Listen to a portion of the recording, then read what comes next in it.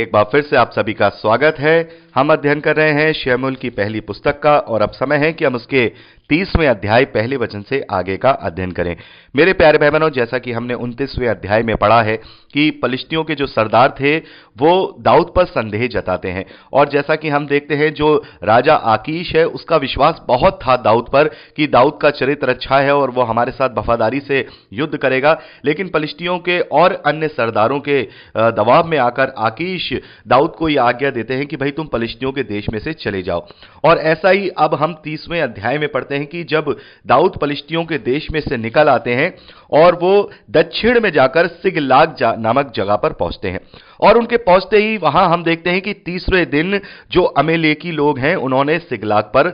जो है हमला कर दिया और उसे पूरी तरह से नष्ट कर दिया और इतना नष्ट कर दिया कि दाऊद के परिवार में से उसकी दोनों पत्नियों को भी बंधुआ बना करके अपने साथ ले गए। सारा वहां से जो भी लूटपाट था सब लूट लाट के वो लोग वहां चले गए। आगे हम देखते हैं कि दाऊद ने परमेश्वर से पूछा कि मुझे क्या करना चाहिए, तो परमेश्वर ने उसे आज्ञा दी कि जा उनका पीछा कर, मैं तुझे प्रबल करूंगा। तो इस प्रकार से हम 30वें अध्याय में इसी बात को पढ़ते हैं कि दाऊद के द्वारा अमीलेकियों को हराया जाता है, उनसे युद्ध लड़के उनसे सारे जो वो माल वहां से लूट के ले गए थे, जो बंधुआई में लोग ले गए थे, उनको छुड़वाता है, अपनी दोनों पत्नियों को भी उनकी बंधुआई में से वो छुड़ा ले आता है और इस प्रकार से सारी बातों का वर्णन हम इस 30वें अध्याय में देखते हैं। लेकिन इस 30वें अध्याय में एक बहुत ही इंपॉर्टेंट जो शिक्षा है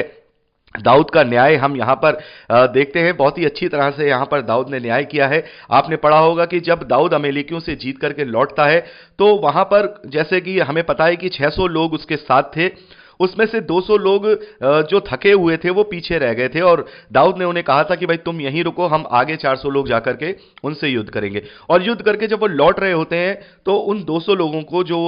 वो युद्ध में नहीं गए थे, तो वहां पर जो युद्ध में जाने वाले लोग थे 400 लोग, वो इस बात के लिए कहते हैं कि भाई इन्हें लूट के माल में से कुछ भी नहीं दिया जाएगा क्योंकि ये युद्ध में साथ नहीं थे और हमने युद्ध लड़ा है और हमें मिलना चाहिए। लेकिन दाऊद ने वहां पर बहुत ही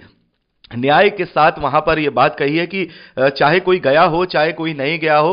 जो भी हमारे साथ शामिल है, जो भी हमारे ग्रुप में है, उन्हें सभी को बराबर से हिस्सा दिया जाएगा। और इस बात को हम देखते हैं कि यहां से ही एक ये पूरी परंपरा इजरायलियों में चली आई कि जितने भी सैनिक युद्ध लड़ने वाले हैं, चाहे वो युद्ध में जाएं या ना जाएं, जो भी उसका प्रॉफिट है, जो भी उसका बेनिफिट है, वो सभी में बराबर रूप से बांटा जाएगा। तो यहां पर हम देखते हैं कि दाऊद का न्याय भी यहां बिल्कुल न्यायपूर्वक उसने किया है, किसी का भी हक उसने यहां मारने की कोशिश नहीं की है और सभी को उसने बराबर रूप से जो वहां का जो अमीमेलेकियों से जो भी लूटा था वो उसने वहां बांट दिया है। तो इस प्रकार से हम 30वें अध्याय में यही सारी बातों का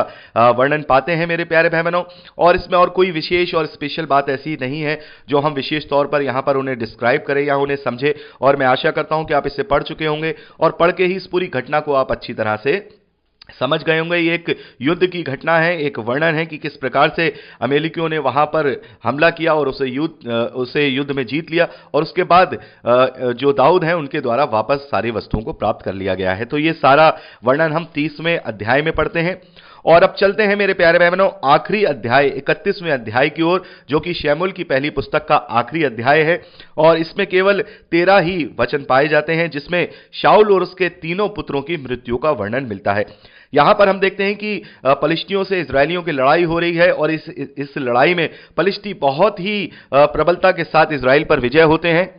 और शाऊल का भी यहां पर लिखा है कि शाऊल भी इस युद्ध में मारा जाता है, उसके तीनों पुत्र यहां पर मारे जाते हैं। और इस प्रकार से पूरा इसका जो अंतिम समय का जो यहां पे चित्र है वो बताया गया है कि किस प्रकार से जो परमेश्वर के विरोध में होता है या जिसे परमेश्वर त्याग देता है या परमेश्वर जिसे तुच्छ कर देता है, फिर वो किसी भी रीति से प्रबल नहीं हो सकता और फिर वो शत्रुओं के हाथों ऐसी ही पराजय और ऐसी ही मृत्यु को प्राप्त करता है। तो ये सारा वर्णन हम 31वें अध्याय में पढ़ते हैं और यहां पर हम देखते हैं कि शाऊल और उसके तीनों पुत्र इस युद्ध में मारे जाते हैं। और इसी के साथ मेरे प्यारे भाई बहनों यहां पर एक अध्याय अब समाप्त होता है और शमूएल की पहली पुस्तक भी यहां पर हम कंप्लीट करते हैं। तो यहां पर हमने शमूएल की पहली पुस्तक में देखा कि पहले इजराइल के कोई भी राजा नहीं होते थे और केवल न्यायु वहां पर उनके लिए न्याय करते थे और शमूएल जो कि 14वें न्यायु, इजराइल के 14वें और अंतिम न्यायु हैं, उनके द्वारा इजराइल की डिमांड पर, इजराइलियों की डिमांड पर वहां पहला राजा वहां नियुक्त किया गया शाऊल के रूप में, जो शुरुआत में तो ठीक चला लेकिन उसके बाद वो अपनी महत्वाकांक्षाओं और अपने लालच के चलते परमेश्वर के विरोध में हो गया। और यहां पर हम देखते हैं कि जैसा परमेश्वर ने इजरायलियों को सावधान किया था कि तुम अपने लिए अपने जैसा अपने भाइयों में से राजा मांग रहे हो, वो तुम पर अपना राज करेगा, वो तुमसे अपनी बंधुआई करवाएगा और तुमसे अपनी महत्वाकांक्षाओं को पूरा करेगा। ये बात परमेश्वर ने जब शमूएल के द्वारा इजरायलियों को समझाई थी, तो यहां पहले ही राजा के चरित्र में वो बातें पूरी यहां इजरायली देख रहे हैं कि किस प्रकार से शाऊल ने अपना पूरा जीवन अपनी महत्वाकांक्षाओं को पूरा करने में बिता दिया है। तो यहां पर एक अध्याय समाप्त होता है और अब दूसरे शमूएल की ओर हम बढ़ेंगे और वहां पर दूसरा अध्याय जो कि इजराइल के दूसरा राजा दाऊद के रूप में जिसे परमेश्वर ने शमूएल के द्वारा अभिषेक करवाया है, उसका वर्णन हम पढ़ेंगे। तो मेरे प्यारे भाई बहनों, अब हम परसों से शमूएल की दूसरी पुस्तक का अध्ययन शुरू करेंगे, तो प्रार्थनाओं में याद रखिएगा। और जैसा कि आप जानते हैं कि पुराने नियम में ज्यादा हमें रीड करना पड़ रहा है और बहुत सारी बातें ऐसी हैं जो हमें रीड करके ही समझनी है, तो आपको एक्स्ट्रा टाइम निकाल करके चलना होगा। आप आगे से आगे रीड करते चलिए। थोड़ा अभी हमें ये अय्यूब की पुस्तक तक ये जितना भी हम इतिहास देख रहे हैं, इसमें हमें